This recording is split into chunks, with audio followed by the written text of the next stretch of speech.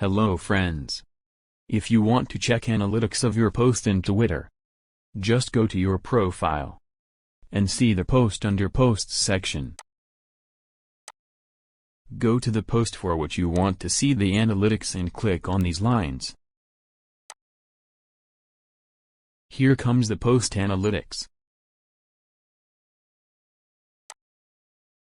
To see the analytics of a comment you made on any post of other account, go to Replies section and find the comment.